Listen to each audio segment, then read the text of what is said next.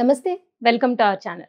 Senior journalist Damu Balaji గారున్నారు. వారితో మాట్లాడదాం. సార్ నమస్తే సార్. నమస్తే. సార్ నిన్న సినీ ఇండస్ట్రీ మొత్తం వెళ్ళి అంటే కొంతమంది ప్రముఖులు వెళ్ళి సీఎం రేవంత్ రెడ్డి గారిని కలిశారు.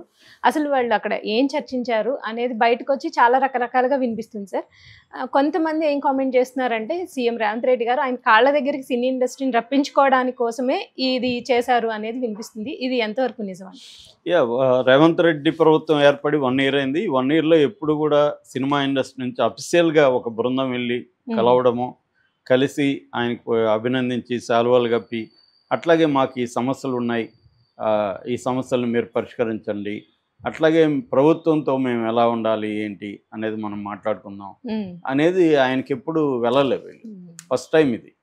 సో వ్యక్తులుగా కలిశారు. చిరంజీవి లాంటి వాళ్ళు కొంతమంది వ్యక్తులుగా కలిసి సన్మానించడం, ఈవెన్ సినిమాటోగ్రఫీ మినిస్టర్ని కూడా వ్యక్తులుగా కలిశారు. కానీ అఫీషియల్గా బాడీస్ వెళ్ళి కలిసి అఫీషియల్గా అజెండా ఒకటి తీసుకెళ్ళి మాట్లాడింది ఎప్పుడు లేదు. అట్లాగే రేవంత్ రెడ్డి కొన్నిసార్లు ఆయన ట్రై చేశాడు. గద్దర్ అవార్డులు ఇప్పటి వరకు నంది అవార్డులు ఆపేసి ఉన్నారు బీఆర్ఎస్ ప్రభుత్వంలో. ఈయన వాటిని పునరుద్ధరించాలని, ఆయనకి గద్దర్ అంటే చాలా ప్రేమ రేవంత్ రెడ్డికి. అందువల్ల గద్దర్ పేరు మీద అవార్డులు ఇస్తాను, మళ్ళీ ఇద్దామని ఆయన ప్రకటన చేశాడు. సరే, దాన్ని గద్దర్ పేరు పెట్టడం వాళ్ళకి నచ్చకపోవచ్చు, కానీ ఆయనతో మాట్లాడాలి, ఆయనతో కలవాలి. సార్ గద్దర్ పేరు మాకు ఇబ్బందిగా ఉందని మాట్లాడాలి, ఏదో ఒకటి చేయాలి, కానీ నెగ్లెక్ట్ చేశారు, పట్టించుకోలేదు. అట్లాగే ఈయన ఇంకొన్ని సార్లు ట్రై చేశాడు ఇండస్ట్రీని. ఫర్ ఎగ్జాంపుల్ డ్రగ్స్ టైంలో డ్రగ్స్ క్యాంటీగా మీరు క్యాంపెయిన్లు చేయండి, ప్రజల్లో అవేర్నెస్ పెంచండి అని అడిగాడు, ఎవరు ముందుకు రాలేదు. ఇలాగ అంటే వ్యక్తిగతంగానూ తను సీఎం అయినప్పుడు ఎవరు వచ్చి అభినందించలేదు. ప్రభుత్వ పరంగా కూడా సినిమా ఇండస్ట్రీ నుంచి ఏ రకమైన తోడ్పాటు కానీ కోఆపరేషన్ కానీ చేయలేదు. దాంతో ఈయనకు ఒక రకంగా కోపం అయితే ఉంది. అది అక్కడక్కడ ప్రదర్శిస్తా కూడా వచ్చాడు.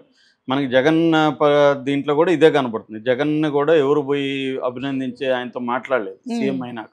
మామూలుగా చంద్రబాబుతో ఇటు కేటీఆర్తో బాగుండేవాడు ఇండస్ట్రీ, కానీ ఇటు రేవంత్ రెడ్డితో కానీ అటు జగన్తో కూడా లేదు. అందుకే జగన్ కూడా వీళ్ళకి కొంత చిన్న షాక్ ట్రీట్మెంట్ ఇద్దామని ట్రై చేశాడు. వీళ్ళందరూ ప్రత్యేక ఫ్లైట్ వేసుకొని వెళ్ళారు. జగన్ ఈగో సాటిస్ఫై అయింది, తర్వాత ఏవో పరిష్కారం అయినాయి.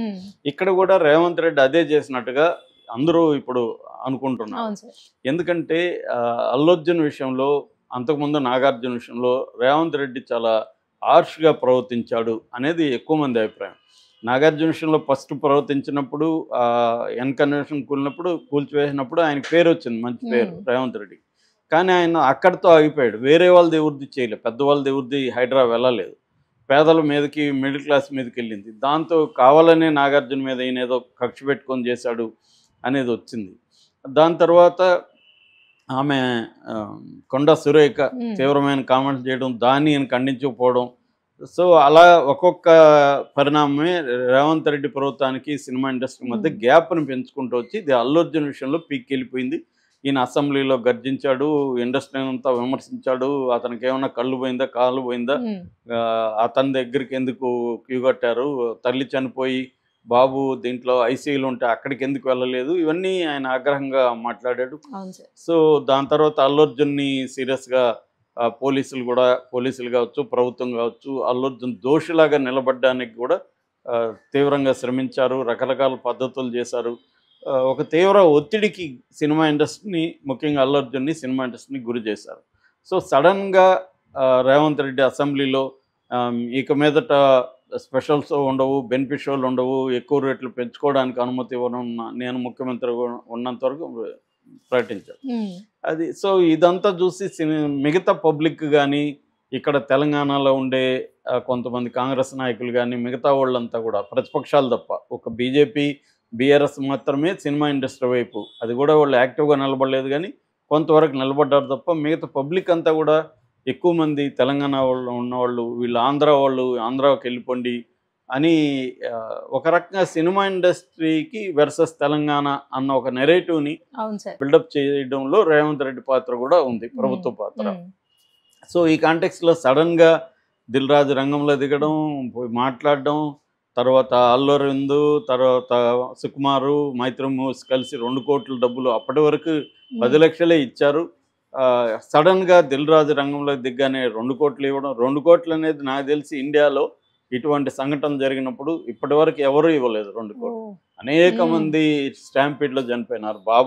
బాబాల వల్ల చనిపోయారు, పొలిటీషియన్లు చనిపోయారు, సినిమా హీరోల వల్ల చనిపోయారు. ఎప్పుడు ఎవరు కూడా 2 కోట్ల అమౌంట్ అనేది ఎప్పుడు చరిత్రలో ఇప్పటివరకు ఎవరికి ఇవ్వలేదు. ఎవరిని కూడా అరెస్టులు కూడా చేయలేదు. కానీ ఇది రేవంత్ రెడ్డి ఎక్స్ట్రీమ్కి వెళ్ళి అరెస్టులు చేయడం, దోషిగా నిలబెట్టడానికి ట్రై చేయడం, దీనివల్ల నేషనల్ మీడియా అంతా కూడా రేవంత్ రెడ్డికి యాంటీగా, కాంగ్రెస్ యాంటీగా మాట్లాడడం, దీంతో దిల్ రాజు రంగం లేదు. కానీ ఒక్కసారిగా పిక్చర్ మారిపోయింది. అల్లు అర్జున్ పోయి విచారణకు పిలిపించారు. అక్కడి నుంచి ఇంకా కంప్లీట్గా మారిపోయింది. సో దిల్ రాజు రాగానే వీళ్ళు 2 కోట్లు పే చేయడం, టీం అంతా వెళ్ళి ఆయన కలవడం, అందరూ సెలవులు కప్పడం, ఇంక్లూడింగ్ నాగార్జున. సో ఇదంతా ఒక్కసారిగా జనాల్ని షాక్కు గురి చేసింది. ఏం జరుగుతుంది? కాంప్రమైజ్ అయిపోయాడా రేవంత్ రెడ్డి? అంటే ఇన్ని రోజులు ఏం చేసింది దీనికోసమా? ఆయన కాళ్ళ దగ్గరికి ఇండస్ట్రీని రప్పించుకోవడం కోసమా? సడన్గా పోనీ ఎందుకు కలిసారో ఇప్పటివరకు చెప్పలేదు ఎవరు. ఎందుకు కలిసారు? మీ అజెండా ఏంటి? మీ సమస్యలు ఏమైనా లిస్ట్ ఉందా మీ దగ్గర? లిస్ట్ ఆయనకి చెప్పారా? ఆయన ఏమన్నాడు? అవేమీ లేవు. బయటకు వచ్చి వీళ్ళు ఏదో విచిత్రమైన మాటలు మాట్లాడతాను. ఇంటర్నేషనల్ స్థాయికి తీసుకెళ్తారంట. ఎలా తీసుకెళ్తారు? ఏమన్నా ఉందా బ్లూ ప్రింట్? అట్లాగే హాలీవుడ్ సినిమాలకి ఇక్కడ షూటింగ్ ఏర్పాటు చేస్తారు. ఎలా ఏర్పాటు చేస్తారు? ఏమన్నా ఉందా బ్లూ ప్రింట్? ఏమీ లేదు. ఇట్లాంటి వేగ్గా మాట్లాడుతున్నారంటేనే అర్థమైపోతుంది. సో నిజానికి దిల్ రాజుకి 3 సినిమాలు సంక్రాంతికి ఉన్నాయి. ఆయనకున్న పెద్ద టెన్షన్ ఏంటి అందరికీ తెలుసు అది. కానీ అది ఆయన చిన్న సమస్య అంటున్నారు. పోనీ దీనికంటే పెద్ద సమస్యలు ఏమున్నాయి మీ దగ్గర? ఏం చెప్పారు? ఏమన్నా ఉందా? ఏం లేదు. అంటే కేవలం ఆయన ఇండస్ట్రీని పిలిపించుకొని మీరు నన్ను పట్టించుకోరా, నేను పట్టించుకునేట్టుగా చేస్తాను అని చేశాడా అన్న డౌట్ అయితే అందరికీ వచ్చింది. సో ఈ డౌట్ రావడానికి ఇటు సినిమా ఇండస్ట్రీ, ఇటు రేవంత్ రెడ్డి ప్రభుత్వం ఇద్దరు కారణమే. ఎందుకంటే అంతకుముందు ఇప్పుడు నేషనల్ మీడియా కూడా దీన్ని తర్వాత కవర్ చేసింది నేషనల్ మీడియా. ఎందుకంటే ఈయన మాట్లాడేటప్పుడు కూడా వీళ్ళకేం హామీలు లేదు, పైగా ఏ రకమైన సమస్య వీళ్ళు చెప్పలేదు, ఆయనకి చెప్పే పరిస్థితి కూడా లేదు. ఓన్లీ శాలువాలు కప్పి మాట్లాడి ప్రభుత్వంతో మేము బాగున్నాం అనేది బయట వచ్చి చెప్తున్నారు తప్ప ప్రభుత్వాన్ని ఏమి అడిగారు, ప్రభుత్వం ఏమిచ్చింది, లేకపోతే అల్లు అర్జున్ విషయంలో ప్రభుత్వం ఏమైనా మాట్లాడిందా? ఎందుకంటే అదిగా మాట్లాడుతుందని అందరూ అనుకున్నారు. అదేం మాట్లాడలేదని బయట చెప్తున్నారు. అల్లు అర్జున్ది ఏం మాట్లాడలేదు. జనరల్గా ఇక మీదట ఏ ప్రోగ్రామ్ చేసినా హీరోదే బాధ్యత అని చెప్పాడు. అది కూడా విచిత్రంగా ఉంది. హీరో ఎలా కంట్రోల్ చేస్తాడు క్రౌడ్స్ని? కంట్రోల్ చేయాల్సింది పోలీసులు కదా. హీరో ఎలా కంట్రోల్ చేస్తాడు? మళ్ళీ ఏమో బౌన్సర్లు పెట్టుకోవద్దు అంటున్నారు. హీరో కంట్రోల్ ఎలా చేస్తాడు? అట్లా అనుకుంటే మరి భారతదేశ వ్యాప్తంగా వేరే భాషలంతా ఎలా ఉంది? ఇక్కడ మాత్రమే ఎందుకు హీరో కంట్రోల్ చేయాలి? ఇట్లాంటి అనేక ప్రశ్నలు ఇవాళ వస్తున్నాయి. అంటే వీళ్ళకి ఒక రకమైన పొగరు ఉంటుంది సినిమా వాళ్ళకి. ముఖ్యమంత్రులు కూడా మేము కేర్ చేయమన్న పొగరు ఉంటుంది. ఆ పొగరుని దెబ్బతీయడానికే రేవంత్ రెడ్డి పనిచేశాడు అన్న అభిప్రాయం అయితే జనాల్లోకి బలంగా వెళ్ళింది. ఎందుకంటే సడన్గా ఇప్పుడు వెళ్ళి కలవడం ఏంటి? అక్కడే డౌట్ వస్తుంది కదా. ఇన్ని రోజులు 1 year అయితే ఎప్పుడు కలవనోళ్ళు ఈ సంఘటన జరిగి ఒక పక్క జరుగుతుంది, సడన్ కలవడం, సడన్గా ఇప్పుడు జరిగి 20 రోజుల పైన అయితే ఇప్పుడు వెళ్ళి 2 కోట్లు ఇప్పుడు ఇవ్వడం, సడన్గా పోయి ఆ ఫ్యామిలీని హాస్పిటల్లో కలవడం, ఇవంతా కూడా ఒక స్కీమ్ ప్రకారం జరుగుతుందా? రేవంత్ రెడ్డి ఎక్కడో ఏదో సెటిల్ అవ్వడానికి, అదే మామూలుగా అంటారు గుడ్డ కాలిన వాసన వస్తుందని, అంటే సమ్ ఫిషీ అంటారు.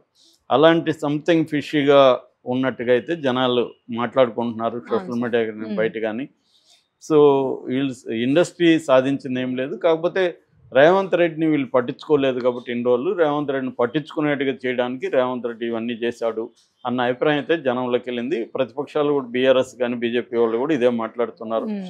నిన్న కూడా బీజేపీకి సంబంధించిన ఆమె మాధవీలత అని ఆమె చాలా ప్రశ్నలు అడిగింది. అవన్నీ కూడా లాజికల్గానే ఉన్నాయి ఆమె అడిగిన ప్రశ్నలు. ఎందుకంటే ఎప్పుడు ఆయన ఒక నేరానికి ఒక తప్పుకి తేడా ఉంటుంది. అతను ఒక పొరపాటు చేసి ఉండొచ్చు కానీ నేరం చేయలేదు.